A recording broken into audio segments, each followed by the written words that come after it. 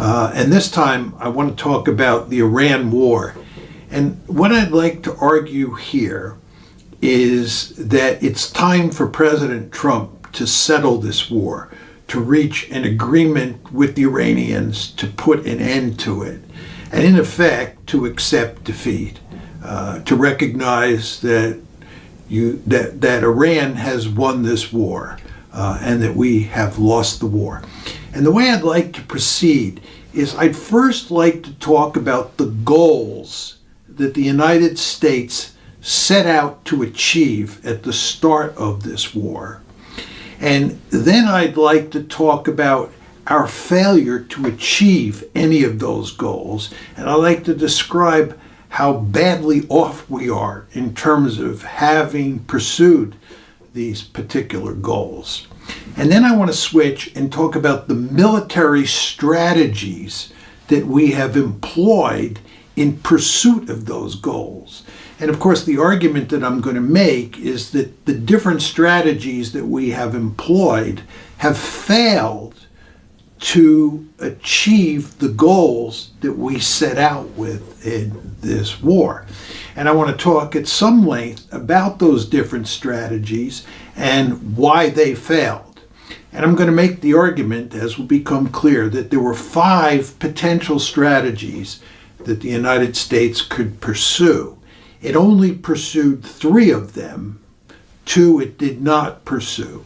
And I'll talk about those 3 strategies and why they failed. And then I'll talk about the 2 strategies we didn't pursue and why we did not pursue them. And you want to keep in mind here that what I'm going to be constantly doing is talking about the relationship between the goals that we're pursuing and the strategies that we adopted or didn't adopt to achieve those goals. But let's start with the goals. When the war started, the United States, and this was true of the Israelis as well, had 4 goals. The first goal was regime change in Tehran. The second goal was to make sure to eliminate Iran's ability to enrich uranium, because if you can enrich uranium, you can rather easily make a nuclear weapon.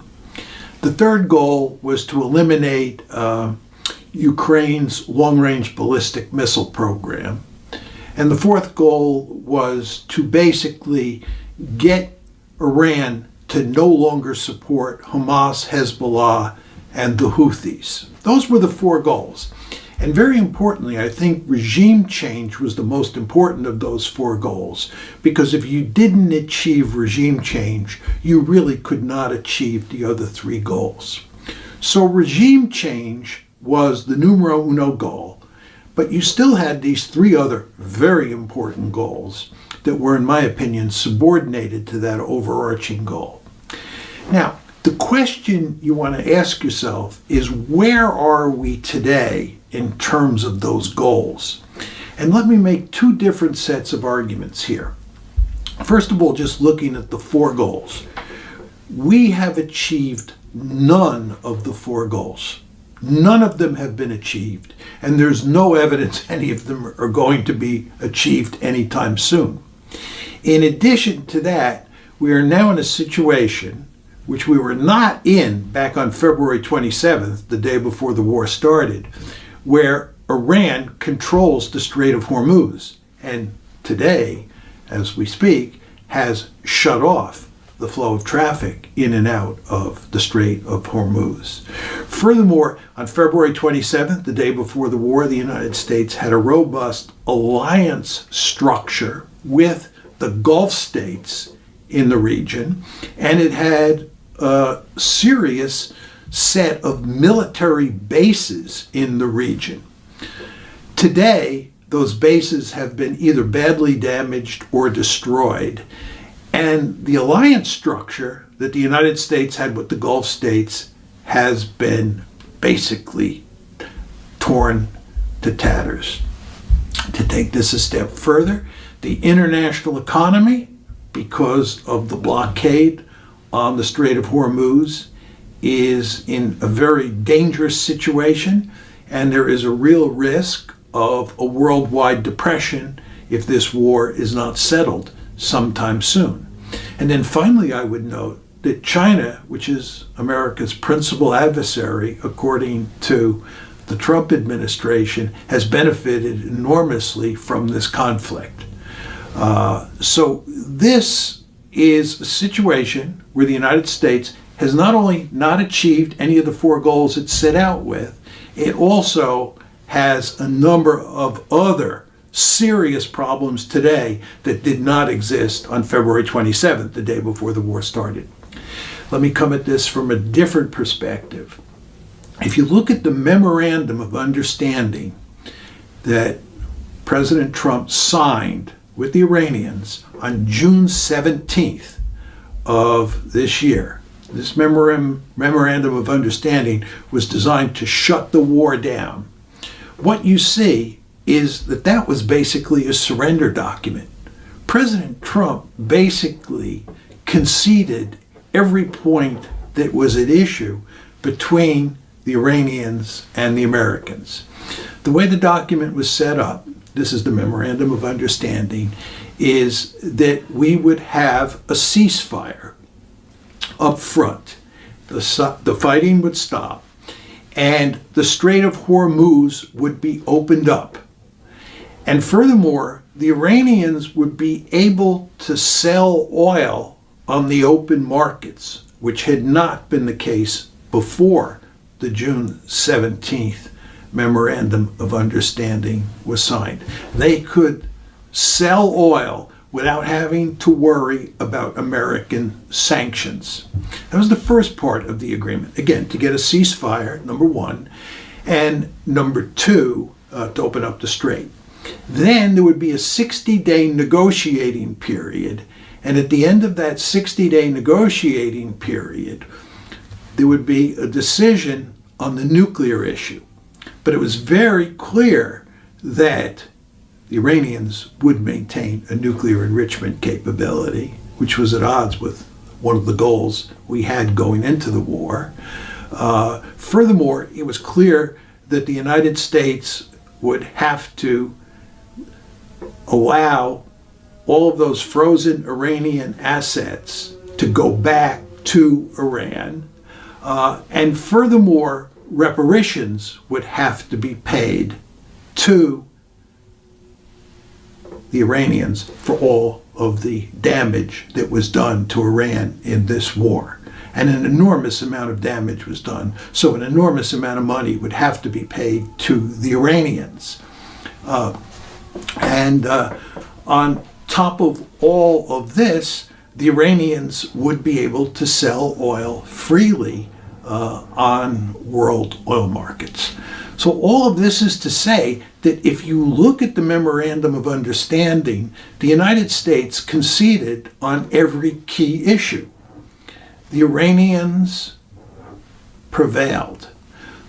So, in terms of the goals that we went into this war with, we failed to achieve any of them, and we ended up much worse off after the war got going. Now, the question you have to ask yourself is, what happened here? We had a set of different military strategies that we tried to use to achieve those four goals that we set out with.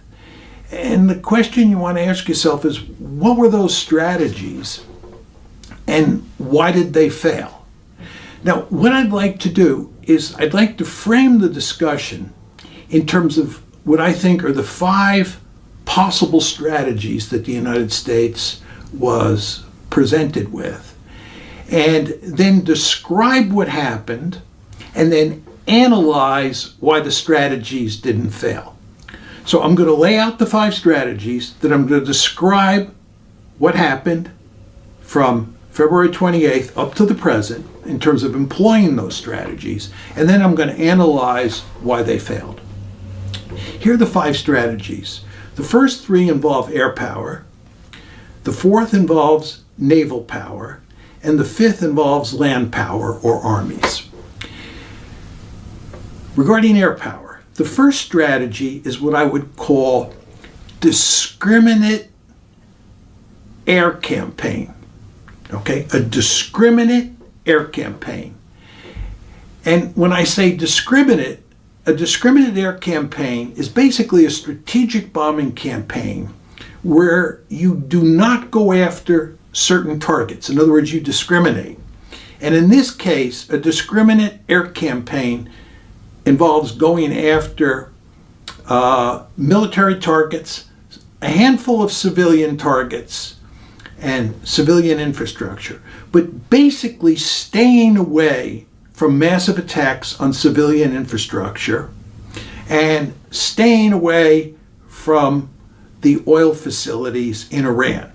Now, when I say civilian infrastructure, this means staying away from bridges, staying away from attacking bridges, staying away from attacking power stations, and of course, staying away from attacking the oil facilities, the oil and gas facilities inside of Iran. This is what a discriminate air campaign, a discriminate strategic bombing campaign looks like.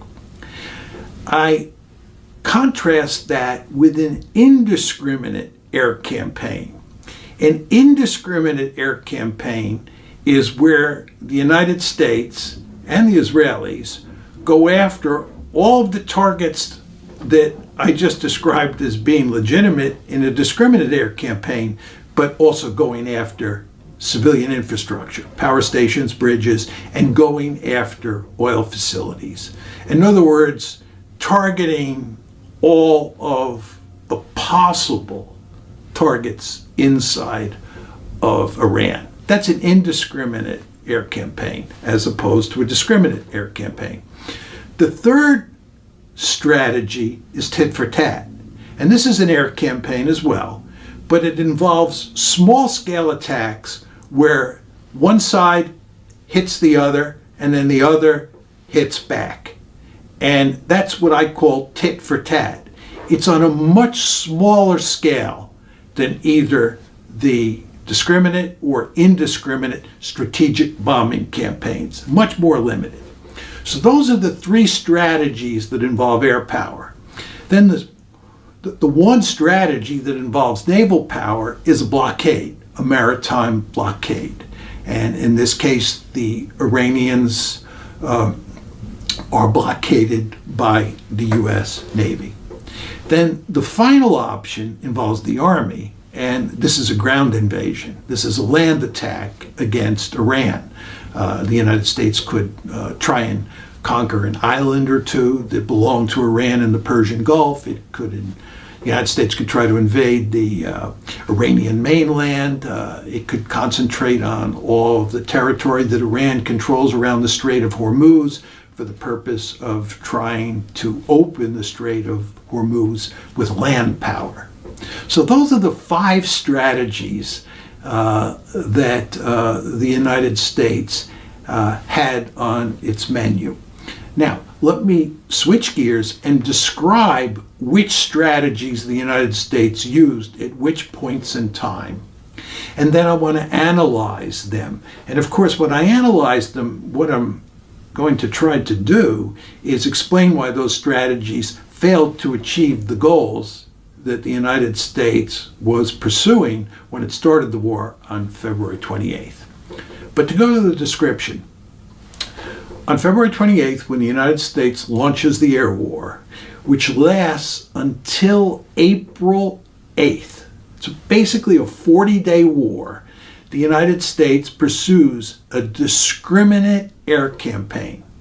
They start off, as almost everybody acknowledges, with a shock and awe campaign that's designed to decapitate the regime. And in fact, the United States and the Israelis are successful at decapitating the regime, and they clearly launch a shock and awe strategy. But it's all part of a discriminate air campaign. It's very important to understand that with a few exceptions, the United States and the Israelis do not hit power plants, civilian bridges, or oil facilities and gas facilities in Iran. In other words, it's not an indiscriminate air campaign. It's a discriminate air campaign, and it lasts 40 days. At the end of those 40 days, a ceasefire is put in place. But it's very important to understand that right before the ceasefire on April 8th, President Trump was talking about putting Iran back in the Stone Age. On April 7th, he said, this is on April 7th, a whole civilization will die tonight. What's going on here is that President Trump, over the course of the 40-day war, is beginning to think about moving from a discriminate air campaign to an indiscriminate air campaign. That's on April 7th. He makes that comment about a whole civilization dying. Okay? That's on April 7th. Then on April 8th, he switches gears, and we've seen him do this many times now. He switches gears and he says it's time for a ceasefire. Ceasefire comes on April 8th. Then there are actually negotiations. You remember when J.D. Vance went to Islamabad to talk with the Iranians. This was on April 11th and April 12th about putting an end to the war. Remember, we have a ceasefire starting on April 8th. The 40-day bombing campaign has ended. And April 11th, April 12th, Vice President Vance is talking with the Iranians about ending the war. It doesn't work. The negotiations fail. The ceasefire basically remains in place. Very important to understand that. But what we do on April 13th, the following day, April 13th, is we decide to employ a naval blockade. Between April 13th and June 17th, the United States has a naval blockade on the Strait of Hormuz, which is effectively a naval blockade on Iran. Then on June 17th, the United States signs the Memorandum of Understanding that I described earlier. As I told you, that was basically a surrender document.